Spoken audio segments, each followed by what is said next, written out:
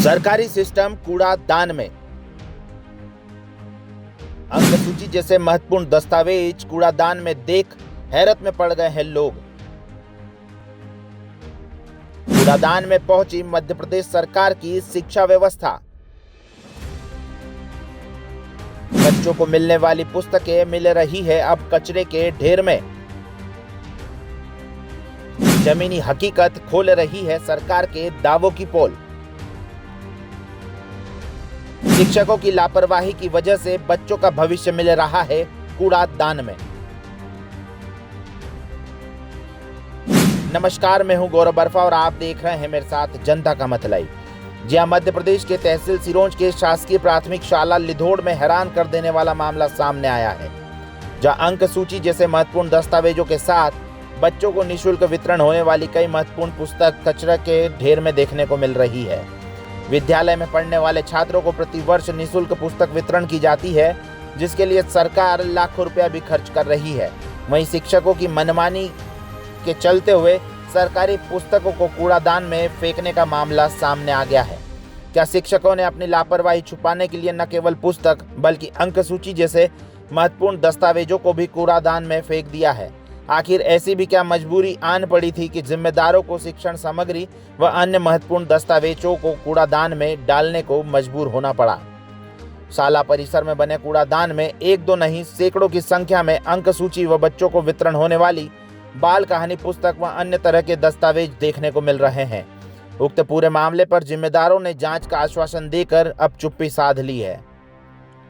एक और सरकार बेहतर शिक्षा व्यवस्था के लिए तमाम प्रयास कर रही है, लेकिन क्षेत्र में हालत सरकार के इन तमाम दावों की पोल खोलते हुए भी दिखाई दे रहे हैं। कहीं स्कूलों में बैठने के लिए जगह नहीं है तो कहीं मास्टर साहब ही नहीं आते। सरकारी सिस्टम की लचर कार्यप्रणाली के चलते सरकारी स्कूल में पढ़ने वाले विद्यार्थियों का भविष्य भी अब अंधकार में नजर आ रहा है। सिरोंज से राजेश पटेल की रिपोर्ट। क्या नाम है आपका? कहाँ रहते हो? लिधोड़ा।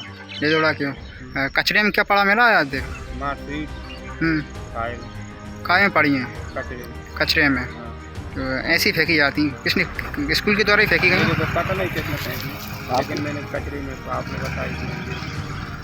ठीक है सर, ये मामला है जो ग्राम लिधोड़ा पीएस में तो मार्कशीट कचरे के उसमें मिली है।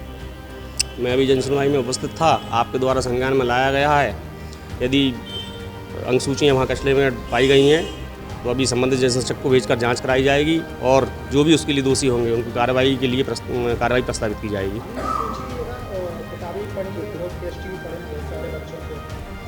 बहुत ही गंभीर मामला है। यदि इस प्रकार का कृत्य किया गया है तो संबंधित को कार्रवाई हेतु वरिष्ठ कार्यालय में सूचित किया जाएगा। नहीं, बिल्कुल इसको रिकॉर्ड को तो रखना ही होगा और जो मार्कशीट तो वैसे बच्चों को प्रदाय कर देना चाहिए था।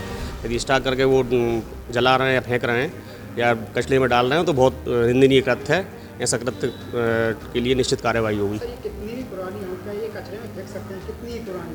नहीं, यदि लिखी हुई अंक सूची हैं तो फेंकने का तो मतलब ही नहीं है। शेष बची हुई हैं, खाली बची हुई हैं तो आप संबंधित कार्यालय को वापस कर सकते हैं, या कितनी पुरानी है तो उसको अपने उसमें रख सकते हैं, रिकॉर्ड में रख के, या फिर उसको मतलब अनयूज़ करके उसको रिकॉर्ड में लेकर या कार्रवाई करके एसएमसी बैठक में करके यदि उपयोग हेतु नहीं है तो उसको विधिवत कार्रवाई करके उसको कर सकते हैं। लेकिन इस प्रकार का कृत्य कि इसमें नाम भी लिखे हुए दिख रहे हैं, ये बिल्कुल ही निंदनीय है और संबंधित पर कठोर कार्रवाई हेतु कार्रवाई प्रस्तावित की जाएगी।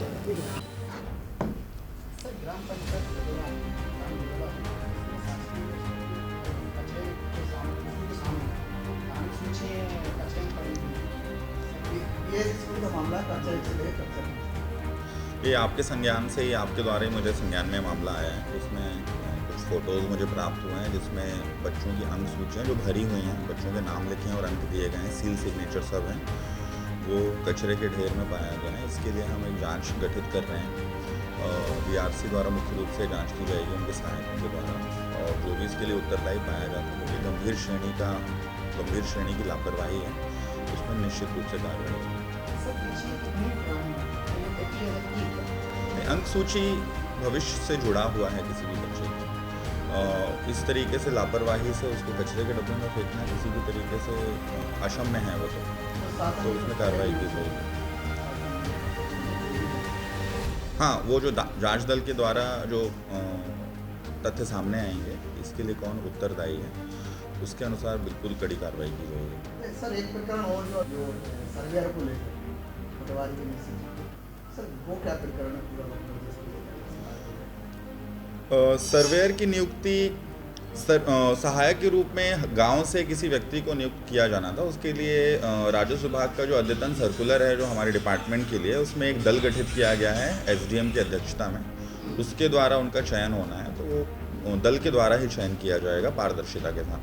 प्रमुख उसमें था कि जिस गांव का हो उसी गांव का व्यक्ति होना, अगर उसमें 8-10 किलोमीटर दूरी के लोगों को चयन किया जाएगा, उस गांव के 8-10 किलोमीटर दूर से चयन किया भी गया होगा, तो फिर वो तो संबंधित ग्राम पंचायत के हो जाएगा।